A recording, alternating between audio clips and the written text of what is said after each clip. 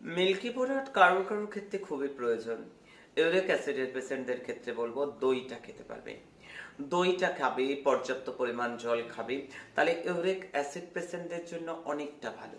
আর uric acid যদি অত্যধিক মাত্রায় বাড়ে, ইউরিক অ্যাসিড অত্যধিক মাত্রায় বাড়লে কিন্তু কারোর কারোর ক্ষেত্রে কিডনি স্টোনের সমস্যা বাড়িয়ে দেয়। কিডনি স্টোনের কারণে এটা ক্রিস্টাল ফর্মেশন সৃষ্টি হয়। কারোর কারোর ক্ষেত্রে কিডনি কিন্তু খুব, যাদের কিডনি অলরেডি খারাপ তাদের ক্ষেত্রে তো ইউরিক অ্যাসিড একটা নির্ধারিত মাত্রায় থাকার প্রয়োজন, অবশ্যই করে লাগাম ছাড়া না হয়।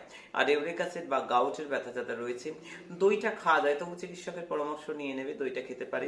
অবশ্যই করে ইলিশ মাছ খেতে পারে, ইলিশ মাছ খেতে পারে, তবে দইটা কিন্তু খুব ভালো ইউরিক অ্যাসিড পেশেন্টদের জন্য। দইটা বিশেষ কার্যকরী হয়। অবশ্যই কারোর কারোর বিশেষ থাকলে, সমস্যা থাকলে ডাক্তারের সঙ্গে অবশ্যই কথা বলে নেবে।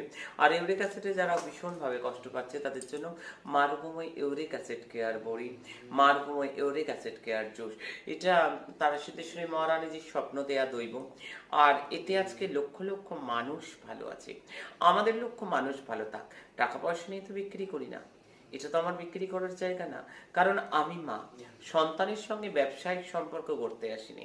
মানুষ বাজার এনে দেয়, কি কি বলে দিই বানাতে লাগে, একেবারেই সহজলভ্য বাজারে পাওয়া যায়, মানুষ এনে দিলে আমি বানিয়ে দিই। আমি যে তোমাদের মা গো।